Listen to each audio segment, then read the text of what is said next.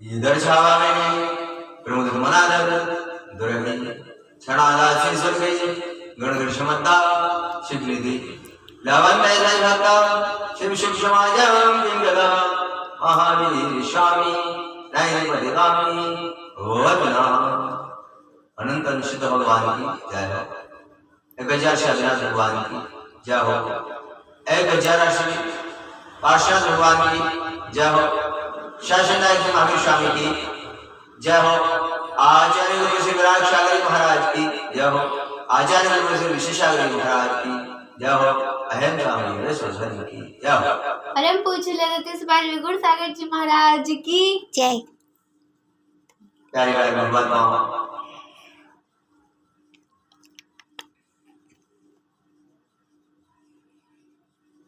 संसार में दाम बिना निर्धन दुखी तृष्णा भगवान कभो न सुख संसार में शब्द का संसार में जिसके पास धन है, दौलत है, इज्जत है, शौहरत है, सब कुछ है, फिर भी वो भी दुखी है।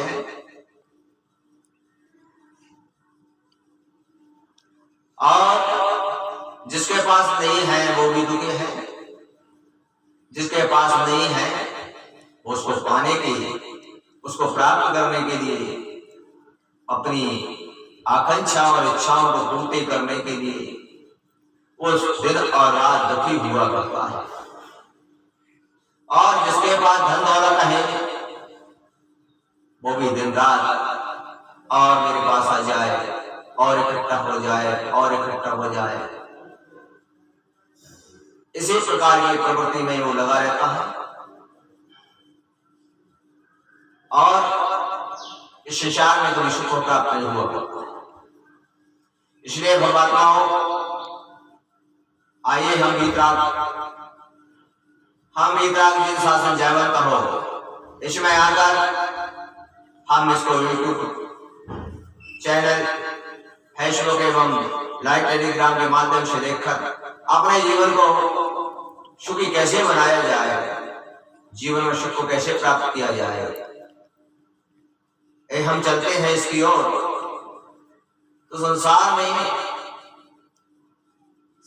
में दोनों ही प्रकार की स्थितियों से व्यक्ति दुखी रहता है। इन दोनों प्रकार की स्थिति में सुखी रहने के लिए हमारे लिए क्या करना होगा? हमारे लिए संभाव रखना होगा। हमारे लिए संभाव रखते हुए हमारे कर्म की व्यवस्था को जानते हुए प्रभु और गुरु भक्ति में लीन हो जाते हैं। जिनके बाद धन दौलत हुआ करती है वो अगर अपने जीवन को सुख चाहती है तो उस परिग्रह का हमारे धर्म की ओर बढ़कर, धर्म की ओर चढ़कर उसका परित्याग कर अपने उस धर्म में उसको लगाते हैं और परिग्रह को सुनिश्चित कर लेते हैं, परिग्रह प्रमाण कर लेते हैं, तो वो भी अपने जीवन में सुखी हो जाया करते हैं। वो भी अपने जीवन में सुखी हो जाया करते हैं। जिसका कोई परिग्रह प्रमाण नहीं है, जिसको कमाने की चाह है, जिसको लालच है, जिसको अभिलाषा है, वो कमाता जाए, लेकिन वो धर्म की ओर नहीं बढ़ता है, वो धर्म की ओर नहीं चलता है, गुरु भक्ति में लीन नहीं हुआ करता है। वो व्यक्ति अपने जीवन में उस परिग्रह को एकत्रित करता हुआ उस परिग्रह जो हमारे शास्त्रों में हमारे आचार्यों ने 5 पापों में सबसे बड़ा पाप परिग्रह बताया है। वो परिग्रह जो पाप है उस परिग्रह को इकट्ठा करता हुआ वो व्यक्ति सब कुछ उसके पास इकट्ठा करता हुआ, लेकिन वो दान नहीं करता है, वो भक्ति नहीं करता है, गुरु सेवा नहीं करता है, गुरु सेवा में अग्रसर नहीं होता है। आज विचार करें, हम कीर्तन करें, हम सोचे हमारे पास सर्वोपरि संपत्ति हो जाती है, ना तो हमारे जनाने जाने का टाइम होता है, ना पूजन करने का टाइम होता है, ना भक्ति करने का टाइम हुआ करता है, ना गुरु सेवा करने का टाइम हुआ करता है, ना हाथ देने का टाइम हुआ करता है। इस प्रकार वो जीवन में परिग्रह इकट्ठा करके क्या करता है? परिग्रह पाप है। और पाप प्रवृत्ति करने वाला आचार्य कहते हैं नियम से त्रयंचया नरक गति में जाने के पात्रता हुआ करता है। और उस परिग्रह को पाने के बाद भी, अगर कानूनी संपत्ति पाने के बाद भी, सीधा संपत्ति पाने के बाद भी अगर वो परिग्रह से रहता है, वो मृत भाव से रहता है, प्रत भाव से रहता है और निश्चित ही वो अपने जीवन में परिग्रह प्रमाण कर लेता है, तो नियम से वो सर्वमोक्ष की यात्रा प्राप्त कर लिया करता है। इसलिए आप ये विचार करो, आपके लिए यहाँ पर भी किसी पुण्य योग से मनुष्य जन्म प्राप्त होने के बाद किसी पुण्य से तुम्हारी लक्ष्मी की अगर प्राप्ति हो गई है और लक्ष्मी का अवलोकन से प्राप्त हुआ है, लक्ष्मी प्राप्त हो गई है, तो आपके लिए भी चाहिए, आपके लिए भी अपने मन में विचार करना चाहिए, सोचना चाहिए, जानना चाहिए, विचार करना चाहिए कि हमारे लिए अगर संपत्ति मिली है करना चाहिए, क्या करना चाहिए, हमको करना है चाहिए। हमारे आचार्य कहते हैं कि 3 प्रकार की स्थिति हुआ करती है, 3 प्रकार की स्थिति में हम चला करते हैं, 3 प्रकार की स्थिति हमारे आचार्य बताया करते हैं। कहते हैं 3 प्रकार की स्थिति है, लक्ष्मी की 3 गति है।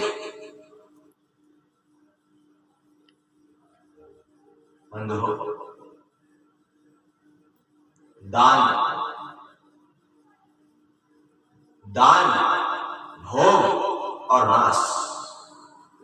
या तो व्यक्ति ऐसे दान किया करता है, दान की प्रवृत्ति में लगाया करता है, सूर्य चला जाता है, अपने भोगों में लगाया करता है, भोगों में प्रवृत्त होया करता है, भोगों में लगाया करता है, और किसी प्रकार दान करता है। एंड क्या है, अगर ये भी नहीं करेगा, कुछ भी नहीं करेगा तो आदमी का नाश होगा करता है। इसलिए शिक्षा करना चाहिए। आज सारे भारत और सारे विश्व में आज देखा जाता है, विचार किया जाता है कि संसार में सुबह से लेकर शाम तक व्यक्ति भोगों की प्रवृत्ति में लगा रहता है। सुबह से शाम तक खाना पीना, उठना बैठना, नहीं करना, घूमना फिरना, इसमें समस्त हुआ करता है, इसमें अपनी लक्ष्मी को क्या करता है। लेकिन गुरु भक्ति, प्रभु भक्ति उसका मन नहीं लगा करता है, उसकी ओर अग्रसर नहीं हुआ करता है, उसकी ओर बढ़ता नहीं है। इससे सिद्ध हुआ करता है, इससे बताया जाता है कि हमारे जीवन में पुण्य की प्रवृत्ति तो आई, लेकिन वर्तमान की स्थिति में हम पाप कर रहे हैं, और इस पाप की प्रवृत्ति से अपने जीवन को बिगाड़ रहे हैं। लक्ष्मी की 3 प्रकार की स्थिति हुआ करती है। एक लक्ष्मी पिता हुआ करता है, एक लक्ष्मी पुत्र हुआ करता है, लक्ष्मी पति हुआ करता है। 3 प्रकार की स्थिति हुआ करती है। और इस 3 प्रकार की स्थिति आप अच्छी तरह से समझ लें, अपने जीवन में उतार लेना, अपने दिमाग में लगा लेना, और दिमाग में लगाने के बाद अपने दिल में उतार लेना और विचार कर लेना। आपको बैठ कर चिंतन जरूर करना, सोचना जरूर करना कि हमको क्या करना है,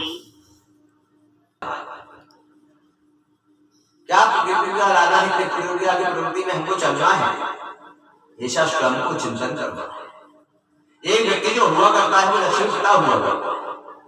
वो लक्ष्मी पिता होने के नाते लक्ष्मी पिता में चला करता है। लक्ष्मी पिता होने के नाते वो क्या करता है, पूरे जीवन पांचों पाप की प्रवृत्ति करता है। पांचों पाप की प्रवृत्ति करता हुआ, पांचों पापों की प्रवृत्ति करता है, हिंसा, झूठ, चोरी, कुशील और परिग्रह, ये 5 पाप हुआ करते हैं। और इन 5 पापों की प्रवृत्ति करता हुआ वो अपने जीवन में उस परिग्रह को इकट्ठा करता है, उस लक्ष्मी को इकट्ठी करता है, वो धन दौलत को जोड़ता है, और धन दौलत जोड़ने के बाद वो ना अपने ऊपर खर्च करता है, ना वो अपने ऊपर खर्च करता है, ना वो दूसरे के ऊपर खर्च करता है, ना वो परिवार के ऊपर खर्च करता है, ना वो धर्म में खर्च करता है, ना वो समाज में खर्च करता है। वो कहीं पर भी खर्च नहीं किया जाता है। और जब वो कहीं पर खर्च नहीं किया करता है, कहीं पर नहीं आया करता है, तो क्या होता है, उस लक्ष्मी को जोड़ने के बाद पूरे जीवन में कंजूसी करता है, ना खाता है, ना पीता है, ना सोता है, ना जागता है, ना उठता है, ना बैठता है, ना कहीं पर कोई दान बोलता है, दान देता है, कुछ भी नहीं करता है। और एंड में उस 5 पापों की प्रवृत्ति करता हुआ उस त्रेंच और नरक जैसी गति को प्राप्त हो जाता है। और त्रेंच और जैसी नरक गति को जब प्राप्त हो जाता है, और सुनो उस लक्ष्मी का उपभोग, और उसी लक्ष्मी का भोग, उस लक्ष्मी का जो भोग है वो उसके परिजन, उसके आस पड़ोस वाले परिजन, उसके आसपास वाले उसका उपयोग किया करते हैं। लक्ष्मी पिता जो जोड़ कर तो रखता है, जो जोड़ कर तो रखा करता है, लेकिन उपयोग नहीं किया। जिस प्रकार उदाहरण दिया करते हैं, जिस प्रकार बताया करते हैं, पिता जो होता है उसको ऊपर करो ना यार। और जब पुत्री को जन्म देता है तो क्या होता है, पुत्री को ये जन्म देता है और जन्म देने के पाल पोस कर बड़ा करता है, और बड़ा करने के बाद उसकी उम्र होती है, और उम्र होते ही उसकी साथ हम बात कर रहे थे, हम बता रहे थे जिस प्रकार एक पिता बेटी को जन्म देता है, पाल पोष कर बड़ा करता है, पढ़ाता है, लिखाता है, उसको योग बनाता है, और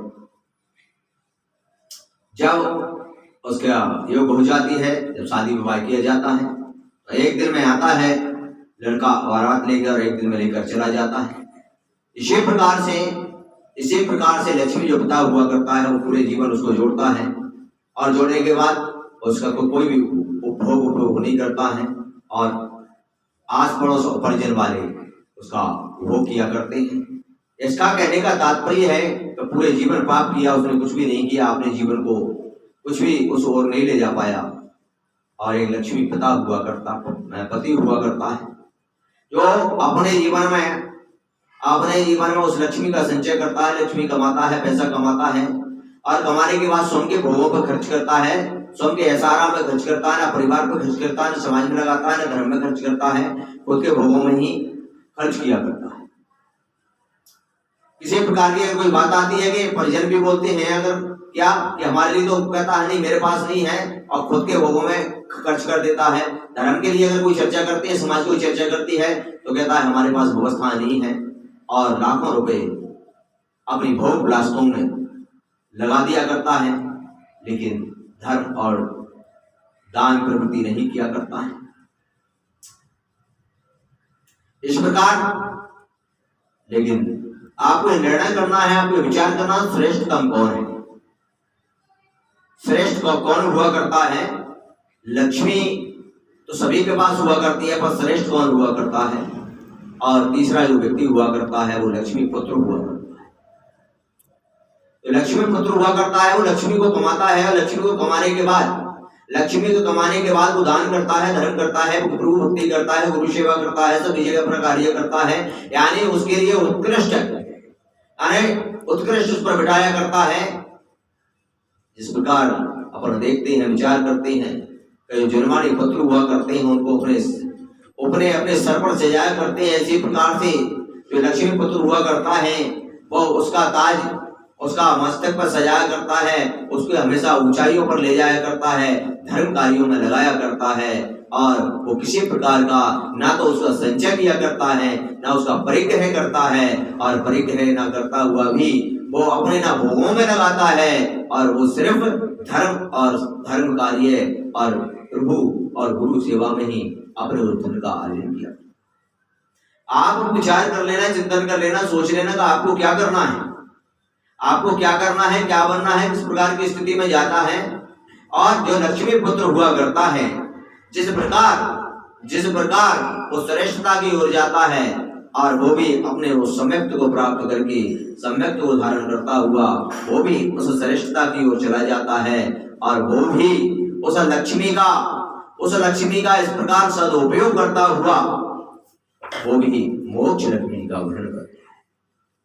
वो भी एक दिन दिगंबर शब्द बनता है, और अपने कर्मों की निद्रा करता है, अपने पापों से निवृत्ति पाता है, और वो मोक्ष की प्राप्ति किया करता है। इसीलिए आप लोगों के लिए विचार करना है, चिंतन करना है, सोचना है। आज वर्तमान की स्थिति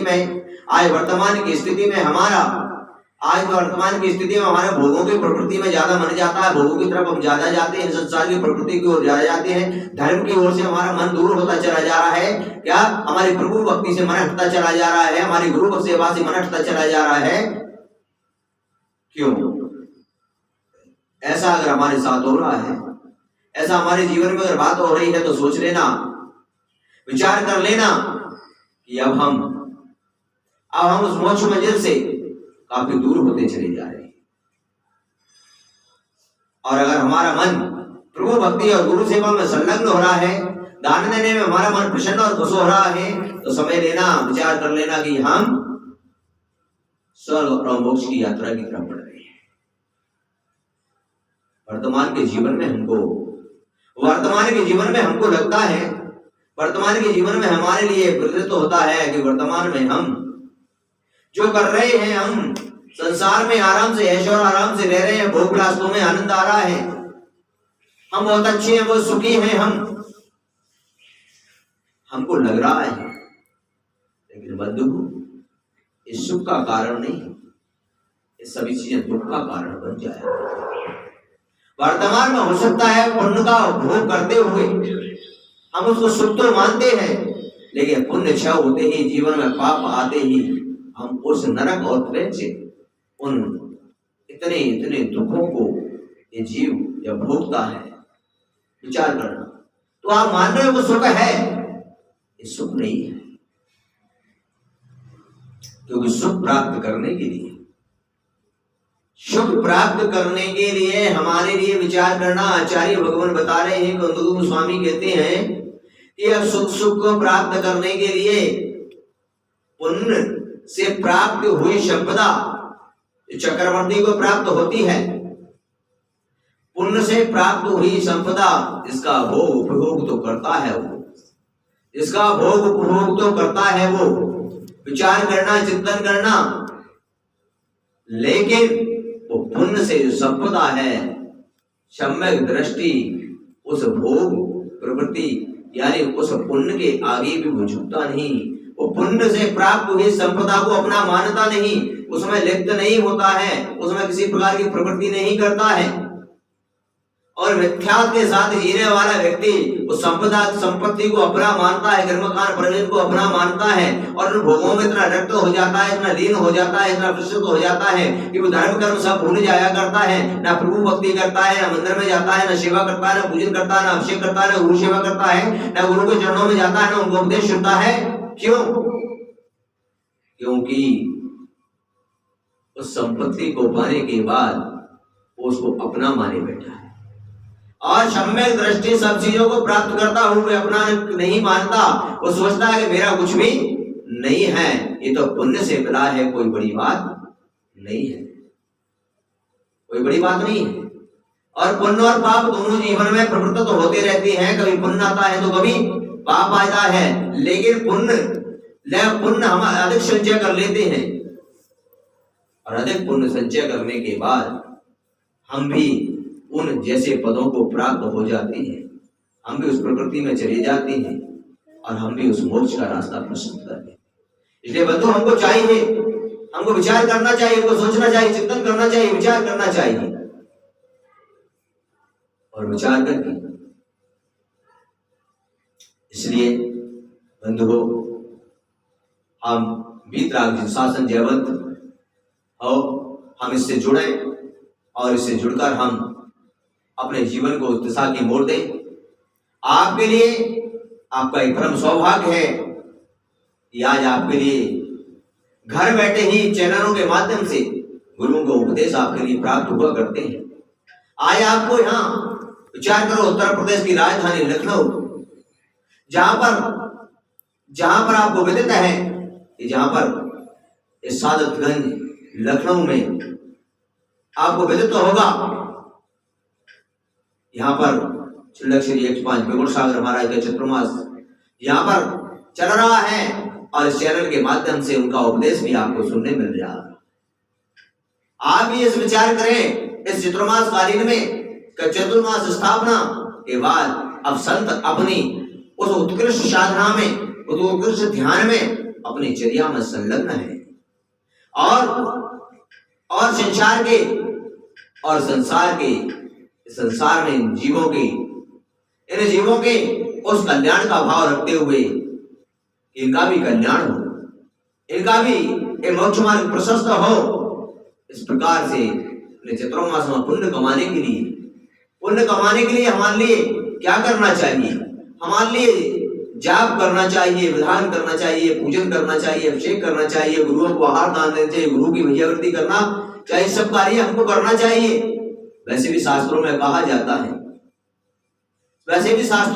जाता है कि 100 काम छोड़कर भगवान का दर्शन करना चाहिए, 1000 काम छोड़कर भगवान की पूजन करना चाहिए, 1,00,000 काम छोड़कर हमको स्वाध्याय करना चाहिए, और करोड़ों काम छोड़कर गुरु की सेवा करना चाहिए, आहार दान देना चाहिए। असीम पुण्य की प्राप्ति हुआ करती है। इसलिए हमारे लिए भी चाहिए कि हम भी इन संसार के इन अनंत जो हमारी इच्छा पूरी नहीं होती है, इन कामों को छोड़कर, करोड़ों कामों को छोड़कर भी आज गुरु भक्ति और सेवा करना चाहिए। तब हमारे जीवन का एक कल्याण होगा। और इसी क्रम में चलते हुए हम यहाँ पर कल्याण मंदिर विधान का आयोजन बराबर यहाँ पर चल रहा है, और भी जिन नाम का विधान की भी आयोजन चल रहा है, और भी हमारे पूरे चतुर्मास कालीन में अनेक प्रकार के धर्म कार्य संचालित चलेंगे, और भव्य जी उसमें पुण्य, उस पुण्य के सरोवर में डुबकी लगाकर अपने जीवन को धन्य और मंगलमय बनाने का पुरुषार्थ करेंगे, तो निश्चित ही वो भी संसार रूपी इस सागर से पार हो जाएंगे, और संसार रूपी बेड़ा से जब पार हो जाएंगे तब उनका ये जीवन यहाँ से ऐसे प्रसारण को हमारी संघर्ष सूची दीदी इसको प्रसारित करती हैं, और जगह जगह इसके माध्यम से आप लोगों तक इसको पहुंचाती हैं, और वो आप लोगों के लिए भी ये चाहिए कि हमारे जीवन में हम गुरुओं के दर्शन, उनकी भक्ति करके जीवन में उनका संचय करें, और वीतराग जिनशासन जयवंत हो। इसी के साथ हम आज यहाँ पर ब्रेक लेते हैं, फिर मिलेंगे अपन कल। तब तक ओम नमः सबको क्षमा, और 1008 श्री पार्श्वनाथ भगवान की जय। परम पूज्य गुरु सागर जी महाराज की जय।